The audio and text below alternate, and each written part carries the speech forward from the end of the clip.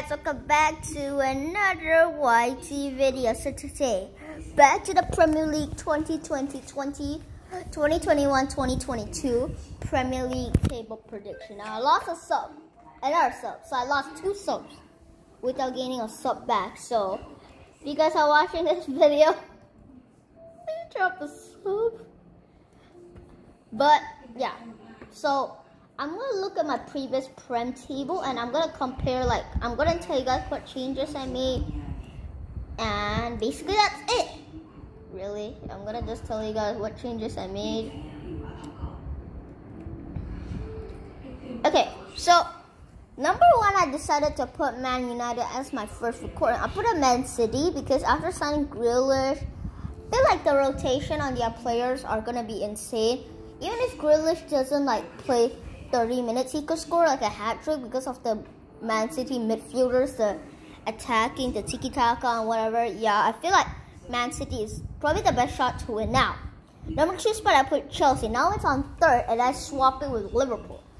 Now, reason why I did that is felt like Chelsea got Lukaku, and if you want to put Lukaku, is it going to take Werner's minutes away? So basically, he's turned into a flop, like many Chelsea strikers, like Shevchenko.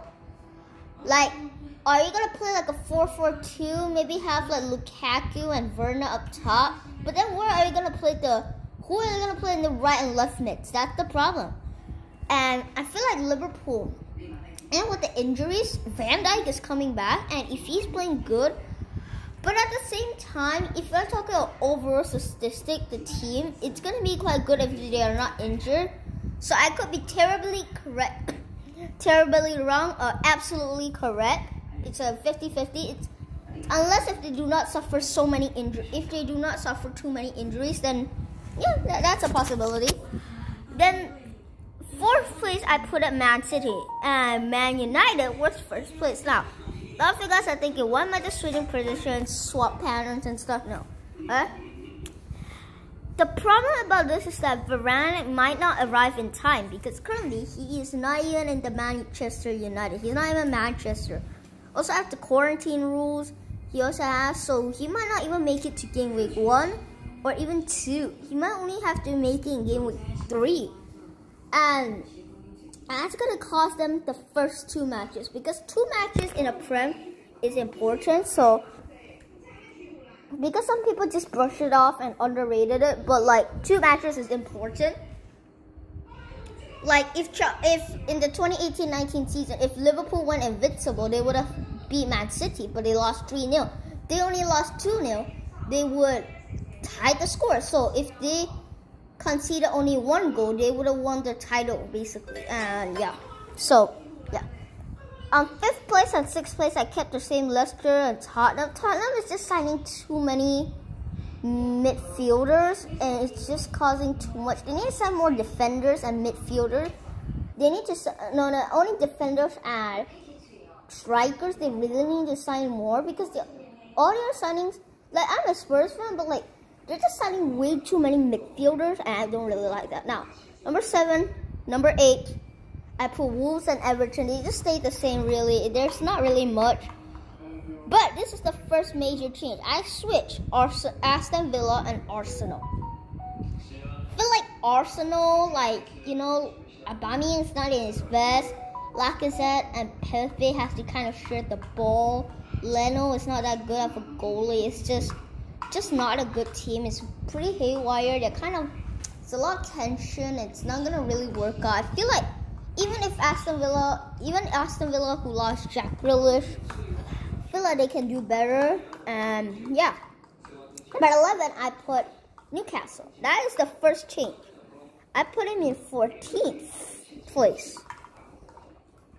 But I'm going to explain the Brentford pick. Brentford, the problem about this is that I like to put them to mid-table, top 10, the bottom half, the high bottom half. So, from 11 to 13 is where, I usually would put them.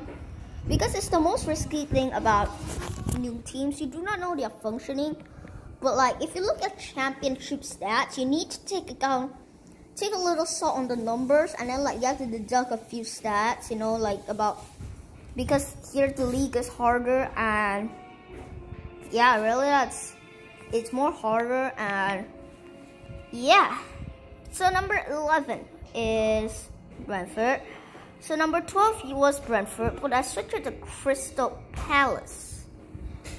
I feel like Patrick Vieira, I'm not really sure. He was a good player, but like I'm not sure if he would be a good manager, because he also has to control Zaha, and we don't really know where Zaha can play, because he can play all sorts of positions. But like that's also another thing.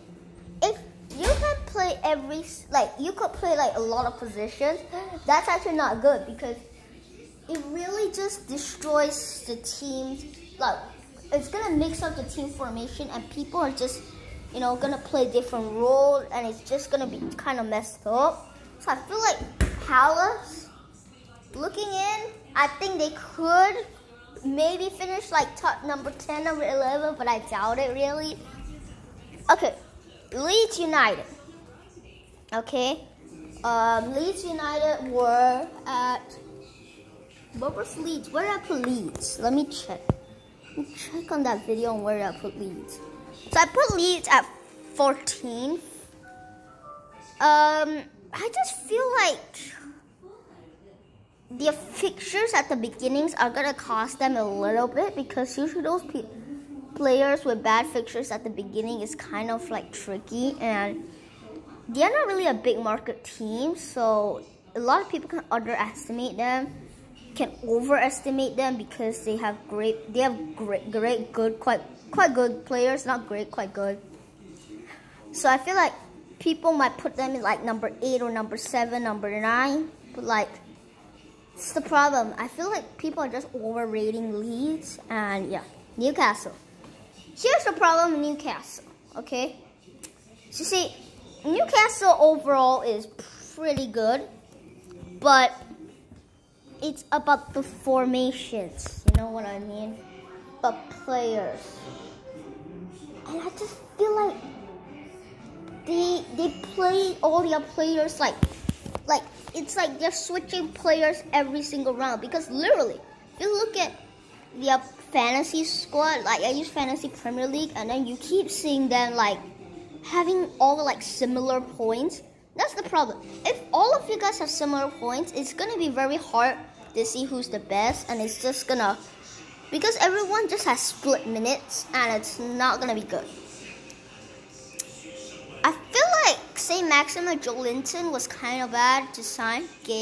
Dwight Gale, I mean, he used to be kind of decent. He was never really good, but kind of decent.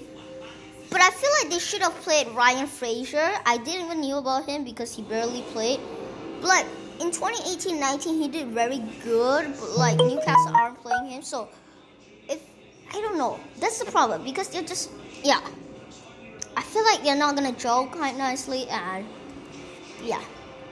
At 15, I put Southampton. Now, the reason why I put number 15 at Southampton is because, well, it's kind of obvious. I mean,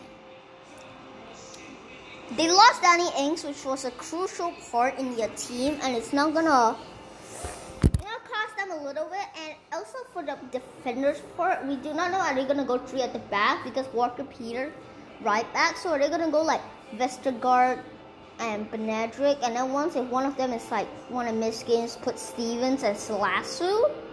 Like that's the problem. I'm very confused. Or realize I put Peru because there's no left backs, and if there's no left backs, why did you sign a left back? So is it you're gonna go 4 at the back or 3 at the back?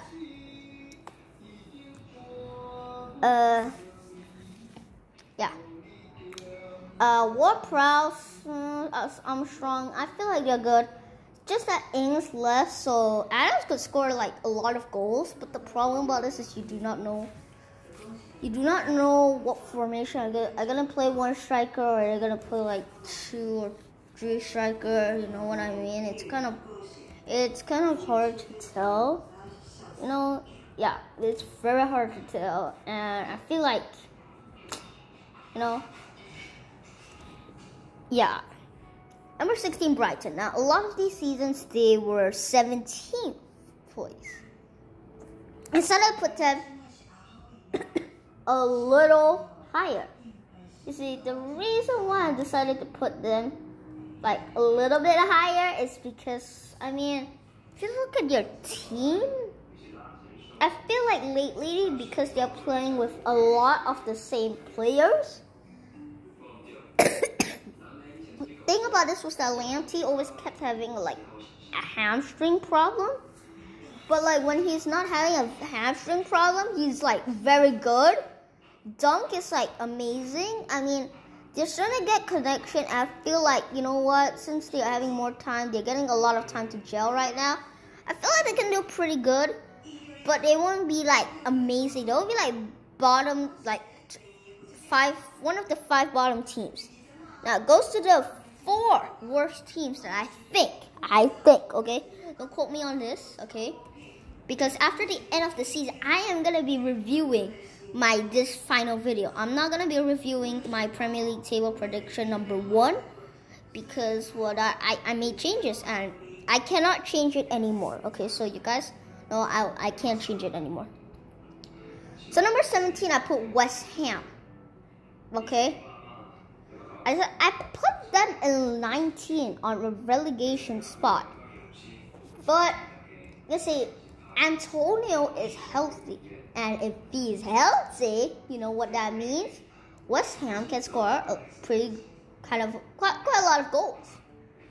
And if you look at it, yeah, I mean, they could gel a lot. I mean, yeah.